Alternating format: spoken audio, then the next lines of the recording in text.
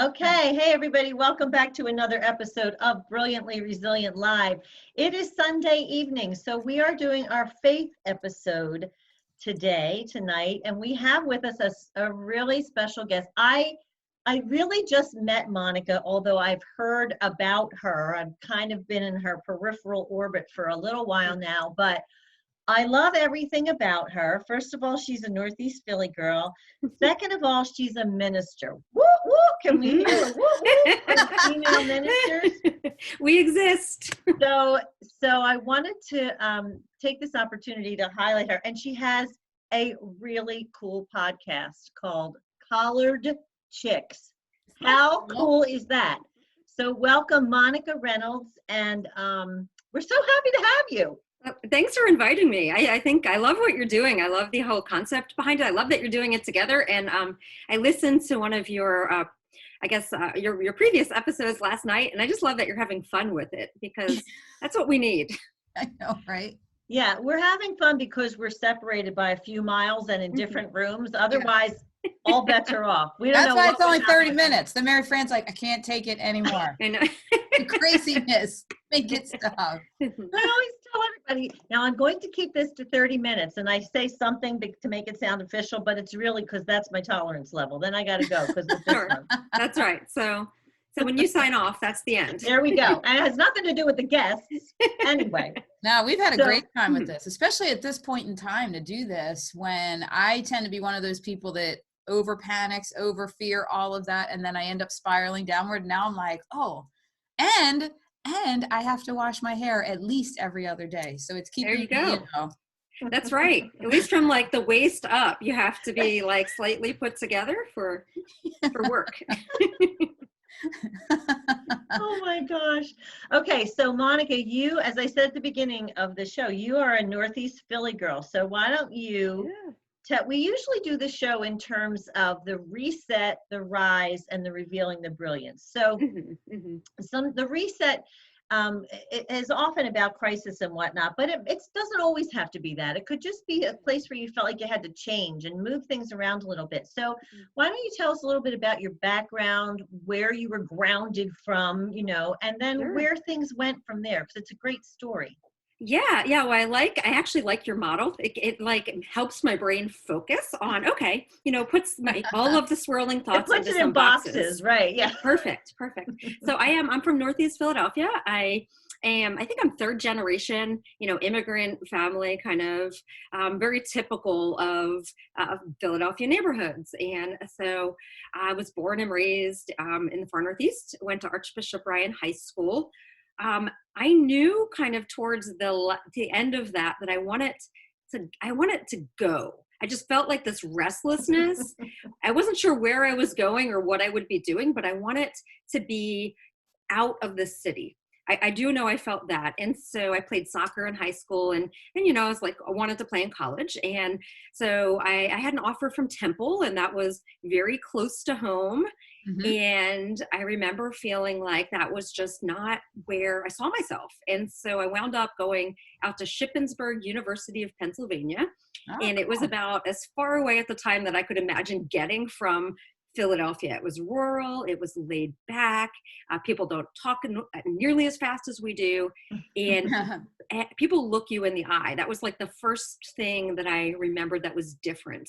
It was just the eye contact, and there was a more relaxed posture about it. So anyway, I was there and I played soccer for a while. I was involved in ROTC, did a whole bunch of things, trying to really figure out what this next step was going to be like. And I was the first person in my family to go to college. And so what I had learned, this is now a hindsight story. I was, I was involved in a whole bunch of different things, and I feel like I did well in a lot of those areas. But when you don't really have that narrative, that defining narrative of somewhat where around to look to say, oh, well, this person did this, or, this is what my family did. When you are that first kind of person launching out, what I realized later in life was that representation really matters. And so I just began to do things that I was good at. And so I would look around outside of me and do things that I was good at, but didn't really take a whole bunch of time for introspection and look in and say, okay, who am I? Who am I really? Like, who am I called to be? What am I called to do? And so it really wasn't until later in life that I realized that this idea that representation matters, like you have to be able to see yourself doing or being that person that you're called to be. It's really hard otherwise. And like I'm a clergy woman now. I would have never have seen that growing up because women aren't priests in the Catholic Church. I knew I was not going to be a nun. I'm named after a nun, but I was not going to be one. And there was no way I would have seen that. Like I'm not a children's pastor. I'm not a women's pastor. Like I am a church leader, but I had to see that in another person before I could kind of see it myself. So it took a little while to get there. So what did you intend to do when you went to college? What were you intending to do? I majored in finance. I was a business major. Wow. And so I was going to be like I actually was. That's what I was. I have a finance degree. I have an MBA. And so I was in college. I was in the ROTC program. And so I graduated with a degree in finance. I was commissioned into the Army. And I thought I was going to be working a career in finance. Wow. And so moved around a whole bunch. I was out of college. I was in Texas, and then I was in Germany for a while, and then back in the States down to Florida, and then at the Pentagon, and then out in California. I gotten married when I was in the DC area and moved out to California with my husband. And it was somewhere in that assignment where I just remember sitting at my desk and just hearing God say, this isn't it. And I thought, well, what is it? I've been in all these different places. Like I thought I was going to find it at a location, once I get to that like geographic location, it's going to make sense. Yeah. So were you feeling that restlessness like all the way through, like something's not quite jiving here? Kind of, yeah. Like I was good at my job. I liked my job, but in hindsight, like the things that I liked most were the people, like connecting with the people, learning about their stories, like who are they? Where do they come from? How did they get here? What motivates them? If they have a faith story, what that is. In hindsight, this all makes sense. At the time I just felt restless. Like I would work really fast, get all my work done, and then just like network, talk to people and figure out what's going on. But we talk about that a lot. Like I'm hearing transfer of skills in my head. Kristen, are you the whole thing where we talk about a skill is a skill is a skill, like it might not be your primary job, but here, this whole thing about the people skills and wanting to reach out to people ended up becoming a major part of your story. Yeah, well, it just wound up, I think, in hindsight, like what I was saying is you look for pieces of yourself in other people. You're connecting with them, you're hearing their story, you're learning about them, but you're also asking yourself, like, who am I? Like, how do I relate to this thing about this other person? Or, when I was in the Army, I thought it was so neat at first when there was people from like the deep South and coming from Philadelphia, and it was like, wow, we couldn't be more different in some ways, but we're so alike in many other ways. And what I realized, it was that I was looking for pieces of myself reflected in other people rather than kind of doing that harder work of going inward and like, who am I? Like, what is my life telling me that I am? Like, and so it was a little bit of both. Yeah. So how did you then, talk about a leap, because as you said, Kristen and I are Catholic too. We grew up Catholic, and you're not going to be a leader in the church if you're Catholic and you're a woman. That just doesn't happen. You get to be a nun. Maybe you get to read something at the mass or sing, but you're not going to get to be a leader. So how did that happen? I think that if I had to use your R words, that would be the reset. Like, okay. I think, the way who I am, who God made me, I was not allowed to be that person all around me. And so you start to minimize yourself or shrink yourself to fit into that box. Okay, well, maybe I'll just read something, because that's what I'm allowed to do. And I think that's where the restlessness was, because I was trying to say, well, maybe I'll be a women's like Bible study leader or something like this. and I just felt like this inner, like this restlessness was getting to the point where it was just going to kind of explode if I didn't do something with it. But I really did. I had to see someone who I could relate to in that role. And so we had moved back from California. Well, in California, I began to sense like I was not supposed to be doing that role as a financial analyst. And I just remember praying, God, if this isn't what I'm supposed to do, please close the door. Like just close the door so it's apparent. But instead of like the door closing, I got a promotion. And I'm like, this is not the door closing. And this is like, now what do I do? And I really felt like I sensed God. Like I don't want to say I heard God and hear like God saying, hey, you know, do this. I felt like I sensed God saying, like, you need to close the door. Like, this is where faith is going to come in. Like, you need.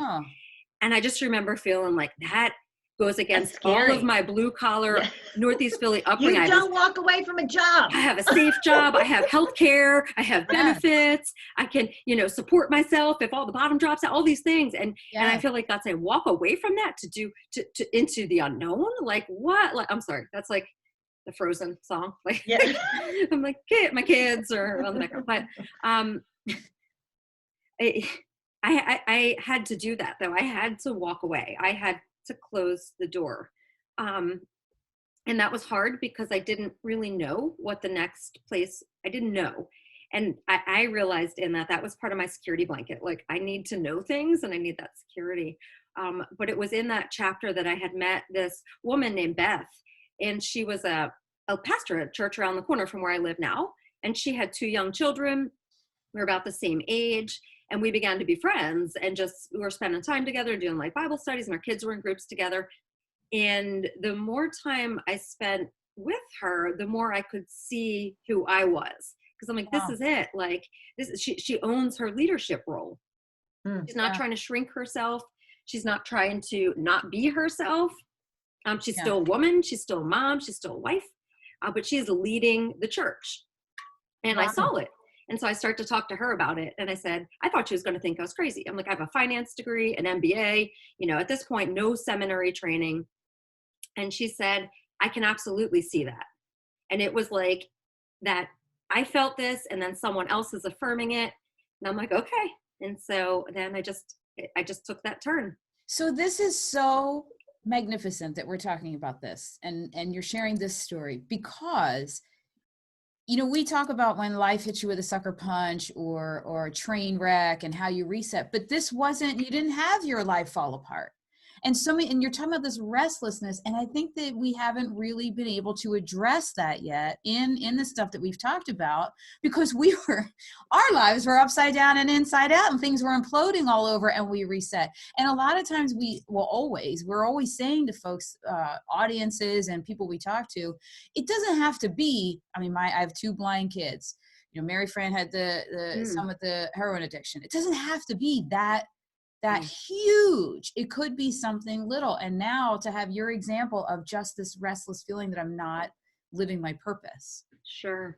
Yeah. I think it's that like, you know, there's external implosions and explosions that happen, but then there's that like internal stuff where I think what I began to feel like is that was the juncture where you start to either just begin to settle and just live into whatever, you know, is providing for your family or whatever is in front of you, that's not your truest self. Or you begin to make some hard choices to figure out what that might look like. And there were some external explosions too happening, you know, around that time. We had we wound up adopting 3 children along the same like time period where I am transitioning into seminary. And they just had, you know, we had all of these different needs that needed to be met. And so there was external things happening, but there was that internal restlessness that I just was like, I was like Pitbull. I was like, I'm going to cling to this because I kept just like looking forward. Like, what is this like in a couple of decades if I'm not even willing to try? Yeah, I think you have to, I think that's true. You know, I don't want to say we get complacent because it's not necessarily that, because people are, I mean, you have to take care of your family. You have to do those kinds of things. But I think Kristen makes a really valid point, and you just confirmed it. There is still that feeling that if something's not right, that feeling doesn't go away. And you at least have to look at it. You at least, at the very least, you know, what you do with it then is up to you. But at the very least, you have to look at it. And many times these, you know, the reset and then the rise requires a leap of faith, quite literally what you did. You leapt into the world of faith. But sometimes that's what it takes. Sometimes it goes, this is too strong in my head. I need to confront this. Yeah. Yeah, absolutely. And what I think, like, I've always been wired. I listened to, I don't know which episode it was, but I listened to an episode and you were both talking about just resilience and just how you're almost like you were shaped to be that way, or like the people around you helped you to just, to be strong, to, you know, step into those areas. And I feel like there was a part of that was just part of my upbringing as well. That was just like, you do this, but then there's this other part where you're going to be scared anyway. Like, I think that's what a lot of people don't realize. Like, everyone feels scared. Everyone feels ill-equipped in some ways. And the only difference I was beginning to see in people who do things and people who think about it all the time is just taking that step. And I'm like, what's the worst that's going to happen? Like, and I'm like a worst case scenario planner. Like, that's probably like my weakness. I'm like, all right, well, if everything falls apart, and if I could just go back to that, I'm like, if everything falls apart, I still have a finance degree. You know, I still have like this many years of experience in a career field where I could go back and sit behind a desk. Don't want to do that, but could do that. So there was a security blanket there, but it was night and day. And then trying to get other people to see that change was hard. Yeah. They knew me as Army officer or financial analyst or anything other than like clergy person. That wouldn't have been, no one would have seen that one coming. Nobody saw that coming.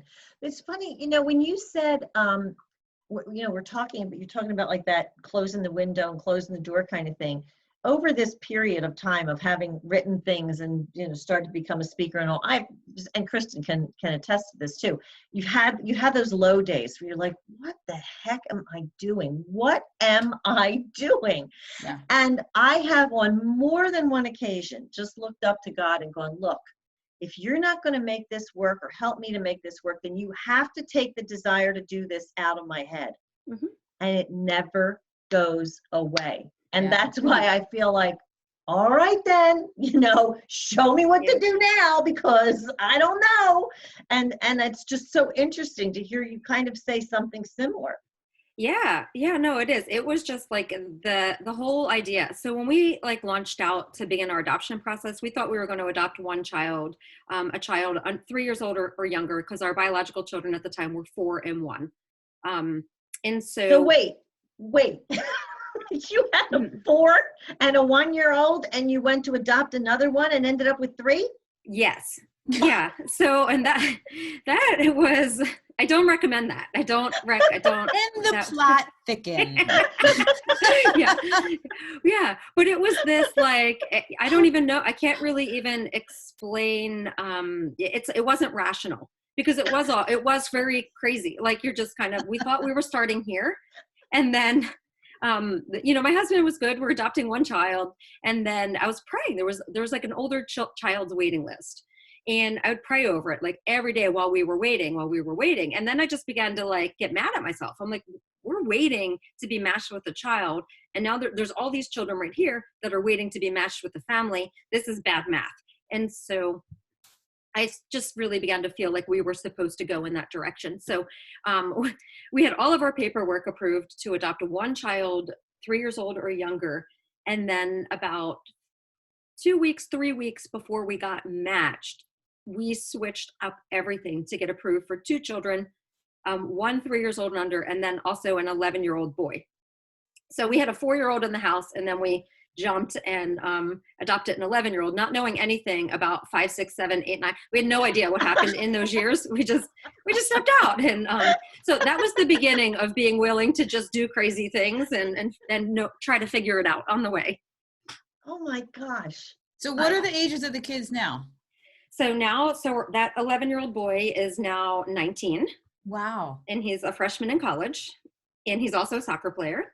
And then the next year after that, we adopted a 12-year-old girl. So we were home with those two. And then 18 months later, we brought home our next oldest daughter, who is now also 19. They're not related.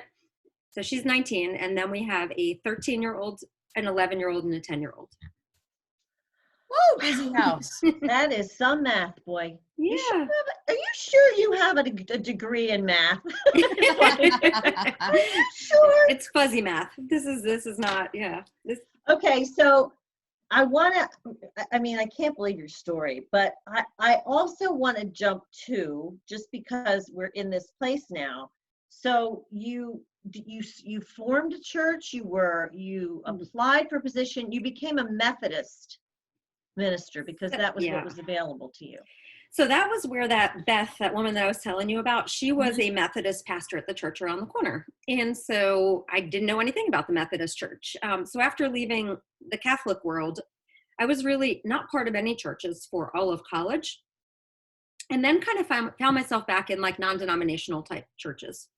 And I loved a lot about them. I thought that they do a really good job of teaching the Bible in ways that are applicable to everyday life. Yeah. But the more I got involved there, same thing I realized with Catholic churches, there were no women pastors, no women preaching, no women leading. And so when I began to kind of like have that restlessness, I couldn't see myself. So I trusted Beth, basically. I trusted her. And so I began to just study the theology of the Methodist church. And I fell in love with it. Like it's Wesleyan theology is grace-based. It means that God's grace is sufficient. You know, God's grace goes before everything. Mm-hmm. God's grace is it's what saves us. It's not really us, but it's also practical. It invites us to live into it, and not in a fear-based way, not in a shame-based way, not in a you have to do this, just in a beautiful open invitation. Like if you want to experience the abundance of this life, come along on this journey, and grace will lead us and guide us. And it does. And I'm sorry, I have allergies, and it's not the plague, it's just the pollen. No, well, you'll see my left eye just start to ooze down my face because of my allergies to grass, which I was cutting all weekend. It's a wonderful, beautiful thing. Nice. Yeah. Well, that's happening too. I didn't take my Claritin today. So I love the idea of the invitation. Like it's an invitation. I feel like that's so contrary to what we were taught in Catholic school. That's it's almost guilt-based. Yeah. I don't know. Did you feel that way? It is. So I've pastored now 3 churches. So I'm pastoring right now the largest Methodist church in Virginia. We have several thousand members. We have a lot of former Catholics or recovering Catholics or whatever we want to call them. So yeah, I don't know. Like I am not anti-Catholic. My Catholic identity is very much part of me, but Catholic theology wasn't resonating as fully true with my spirit. Like I felt like there was questions that didn't have answers, and I'm an inquisitive person. I want good answers. And also I want to, I believe that there's one God. I believe that God made us. We're all made in God's image. And faith has to be practical in some way. Mm-hmm. And to all people, not just to clergy or whatever, not just to religious people. Like God has to if God is real, God is going to make sense in our lives. And so I have found it pure joy, actually, to be in ministry with people that had a Catholic background. I did a funeral for a woman on Friday.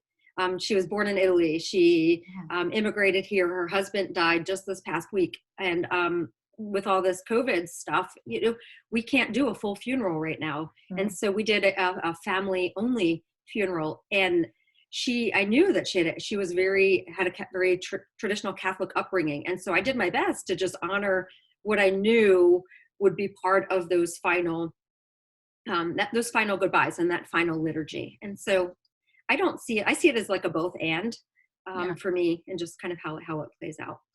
Yeah. I grew up Catholic also, and then walked away because I was so angry when my first son was diagnosed as blind. But I do, and now I'm in the Methodist church, simply because my ex-husband just didn't want to deal with Catholic church anymore. And I went faith shopping and ended up, I always joke that I love the church that I'm at. But I got there because my neighbor called me and said, do you want to go up to the Methodist church? They have Bible study. And I'm like, I don't do Bible study. And she goes, well, it's actually a book that you read. And I'm like, yeah, I don't do Methodist church. Like, I don't know. And she goes, they have free babysitting. And I go, I'm in. I do free babysitting. Like I had 3 little kids under like 5, right? And I'm like, I'm in. And then it just ended up to be, I made a ton of friendships and all there. It felt to me like the Catholic church I grew up in when I was little, because my parents ran the youth group. It felt just like that. And I hadn't found that anywhere else.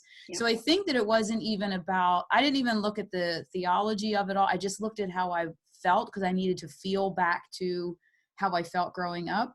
And it worked out beautifully. And I was so happy. I was happy when I found that and was able to work through a bunch of stuff, because I felt I had great relationships there, but I was also so happy to have that Catholic faith of the Stations of the Cross and the Bible stories and all those things to be able to make sense of things happening in my life. So now I'm like this hybrid person. Yeah.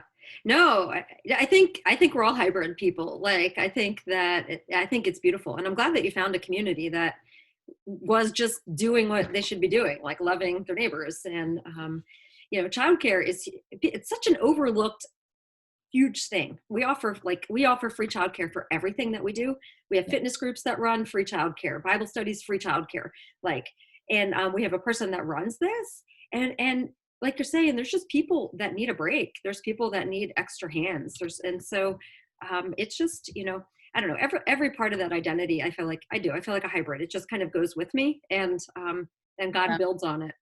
Yeah. And you know what's funny at that church now, when we started, well, they also have an early contemporary service with a rock band, and we are a rock band family. So that's perfect for us. But also my kids love the music and all, but there was a male minister and a female, and now it's 2 females. And I just look at my kids' lives, what they have seen in terms of, I run an international organization. They know a lot of women in leadership roles, whereas I didn't have that growing up. They have a whole different thing now, and they see women leaders in the church. Yeah. To them, it's just a normal, it's part of their world. Yeah. Yeah. And I think it matters. Like, I think I've served on teams with a male, right now it's a male colleague and myself. We're the 2 pastors. I've served with other female clergy. And I do think it matters, because my kids will never know anything other than, my oldest son that I was telling you about, the one that we adopted from Ethiopia, he went to Catholic high school around here. And it wasn't because we were looking for a Catholic high school. He actually got recruited to go play soccer there. And when he was in theology classes, they were teaching, well, women aren't priests. And he's like, yes, they are. He's like, my mom is, like, and so he would he'd be writing papers, and they were good with that. But I think it's great for people to see that. And, I think that women clergy still have the same problems. Like, they're up against the same things that women are in other fields as well. Like, we're still often we're not paid the same way, in some areas. And we're not, a lot of times women are not sent to the I want to say the good, the good locations or stuff. There's still even within, if it's tiered, but by and large, I don't even think about that. And I think it was because I was in the military before this. And I don't often think about my gender, though I know it matters, because other people will mention it. It's so nice to have a different voice. It's so nice to have a different perspective. It's so nice to have a male and female pastor. Yeah. It's so nice that my daughter can see someone that she can relate to, or any of those things. But I don't often think about it anymore, which I guess is a good sign. Yeah. Yeah, that is a good sign. Of course, what I was just going to say just went completely out of my head. Oh, I know what it was. So you were talking about I'm going to go back to where you said God is supposed to make sense. But I feel like what I'm hearing and what you're saying is that our religious practice also has to make sense. It has to serve the fact that, yes, we are spiritual people, but we also live in the real world. We live in this human world. So when you're talking about things like childcare and serving the people, it it seems so encompassing to me of the whole person. Yeah. And not just trying to, beat you over the head with your job is to get to heaven. Well, your job is also to live well here. Yeah. And we need help with that. And it sounds like that's what you do. Yeah. Well, I don't know if you follow Brene Brown at all, if you like her work. Oh, yes, Love we her. love her. But, I think, the shame is not a great motivator. And I think that there's a lot of fear and shame built not only into Catholic tradition, but I would say into a good period of all Christian traditions for a while. Like this idea of like, just fear, or you're doing things because you have to do them or out of obligation. Those are not the best motivators. Like, and so when you're talking about resilience, the thing that popped into my mind last night is there is a resilience. There is this gritty resilience, this outward resilience where we can, that push ourselves through hard things or make ourselves do hard things. But I like the Brene Brown version of resilience as well. That's more comes from the hard work of vulnerability on the inside, and and dealing with that. Like, why am I scared? Should I be scared of God? Like, why? What have I been taught about myself? What are these lies that I'm circulating in my head? So, when I'm saying faith is practical, it's like I believe that a loving God created all of us out of love, and that we're all made in God's image. And yes, I believe like evil is real and sin is real and all of those things. But I believe that what Jesus accomplishes for us is the answer to that. And that's finite. That is like all of our guilt and our shame is like nailed to that cross. And so we are totally, fully free to be who God created us to be. So like spiritual practices, all of those things, I feel like they should be meaningful, which like if we're doing things out of either rote memorization or because we feel like we have to, it begins to kind of lose the energy that it could otherwise have. Like I love praying prayers that I was raised praying now. I didn't love them for a bunch of years because you're just saying a bunch of words. I'm like, I don't even know what these words mean. Well, now I know what they mean. And I'm like, oh, these words are awesome. So I lead like I do a daily prayer service every day at noon during the weeks. And I'll just spend time talking. What does this mean? When we say the Nicene Creed, what are we even saying here? Like, what are we saying we believe? What are your questions? And then just kind of making it very like, because I think people feel silly asking questions. So you're doing that online? Is that something you do online now? Oh, so you have to tell people where they can find that. Yeah, that's on my churches. I'm at Ebenezer UMC in Stafford, Virginia. So I think I don't know what it is. Maybe it's Ebenezer Stafford, STAFFORD. That's, okay. But that's where the page is. And so we do prayers live every weekday at noon. I just started this during the COVID reality, and it's been fantastic. And so we do prayers, and we do a little bit of a scripture meditation and lesson, and it is 20 minutes. And, oh my gosh, that's great. And we're back on our day. Share that on our page. One thing I wanted to say with the Brene Brown thing and shame and vulnerability. One thing, now I'm 48 and a half years, people. This is how long this took me to figure this out. Mm-hmm. I realized I didn't have much growing up, and but I was talking about this on one of our other faith shows. I realized that my parents, the Catholic faith is more in fear and guilt and all that, but they really believed in the unconditional love of God. Mm-hmm. And that's how we were raised. Now, that doesn't mean my father, he was ex-military, so he was like, you had to do things a certain way. But at the end of the day, it was unconditional love. And I believe that is where my resilience was born. Like, that's why I think that I literally have it in my DNA. And I didn't realize this until much later. But when I look back, so now as I realize that in all of mine and Mary Fran's work with resilience and faith as a tool, I make sure that my kids know that they know that no matter what, because my parents always made sure that we knew that. And I want to make sure that's something, at least in all of my madness during the day, of the stuff that I talk to them about, that at least they know that, because I really think that is where this everyone can rise from, is that unconditional and not the shame and fear. I couldn't agree more. I feel like that is 100% the truth, because the reality about resilience is that there is a social component to it. It's not just internal. So if studies have shown that if there is just one person that believes in a hurt or vulnerable child, just one person that believes in that child will be able to create a different future. But that's not the reality. So there's these, I don't know if you're familiar with the adverse childhood experience studies, ACE studies. So if children have been exposed to, if they've been malnourished or neglected or abused, if they have an alcoholic parent, if any number of these factors, and all of us have some of these factors, so it's not like a, thing, but if you have a bunch of these factors, you're more prone, there's like this, you're more prone to end up in prison, you're more prone to have diabetes, heart disease, all of these other conditions later in life.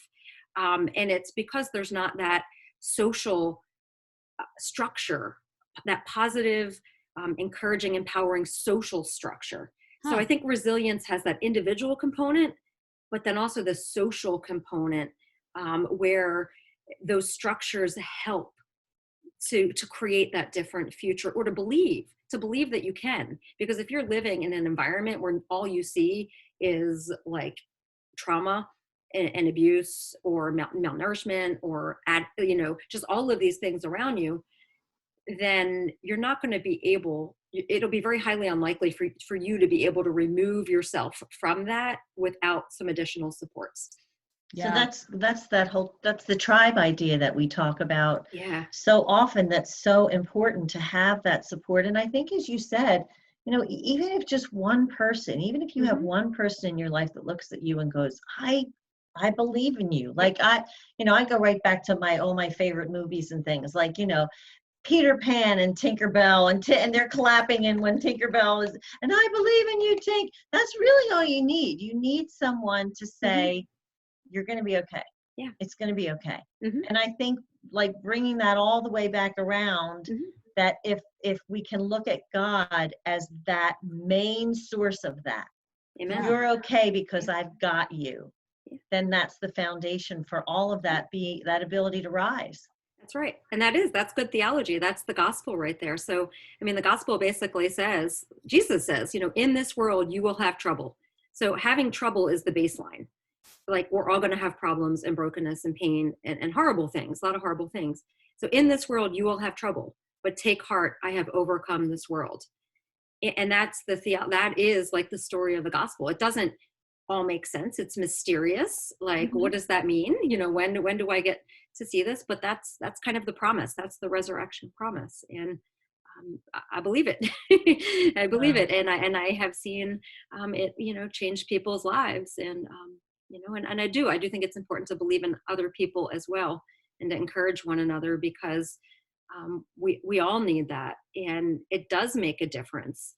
And being a woman clergy member, being a woman leader as you are, like, it makes a difference. Other people, when they can see something of themselves reflected in you and in me, they're more inclined to do whatever crazy dream God has placed on their heart. And I love that. There's nothing I love more than when someone is like, hey, this is what I'm thinking. Do you think it's crazy? Like, not at all. I think it's awesome. Like, how can we make this happen? Crazy. Yeah. Like, we know crazy. So yeah, everything is crazy. So let's just do it. Yeah. Let's go for it. Let's just do this every day. Let's take over the world. Yeah.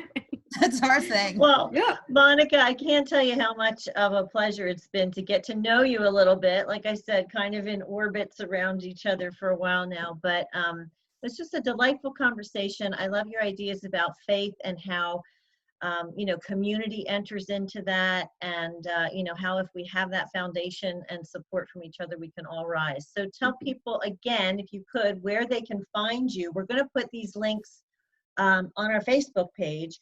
But quickly tell them about your podcast. It's Collared Chicks. We didn't even talk about that. We're already we'll have to do another episode to dive into that, because that's I'm about to record some new episodes for it. So in the whole podcast world, especially in ministry and leadership, as you know, it is saturated with male voices and male leadership voices, and it's no different in the church world. And so I just thought, hey, you know what? Like, our voice matters too, and our experiences matter, and sometimes we lead similarly to our male counterparts, and sometimes we lead differently, but regardless, our voices belong around the table too. And so we just kind of birthed this podcast to share women's experiences in local church ministry and nonprofit ministry. It doesn't have to be necessarily within the church, a lot of like authors and writers, and just to kind of share what that has looked like, what leadership has looked like in their realm, and how their gender intersects with that. And so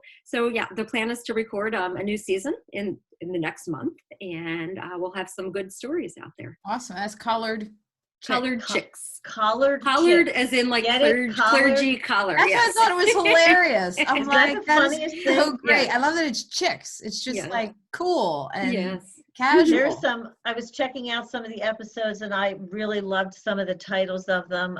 There was one that was something like, I just said that, where it was this idea of women not being heard, and the woman's, then a man says it, and she's like, well, I just said that same thing. Yes, so that's everybody, mansplaining. encourage you to check that out. Collared Chicks. Collared Chicks, right. And I'm currently pastoring at EbenezerUMC.org. And we have a lot of good resources that are out there on our website as well.